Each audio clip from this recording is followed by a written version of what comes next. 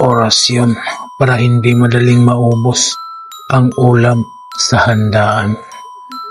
O Panginoon, basbasan ang aming handaan upang ang pagkain ay maging sapat para sa lahat. Kabusugan, saya at pagkakaisa, huwag hayaang maubos agad ang biyaya. Sa pagpala may sobra pa. Amen. Bigkasin lamang ang mga orasyon na sumusunod ng 3 beses at iihip sa mga handang pagkain.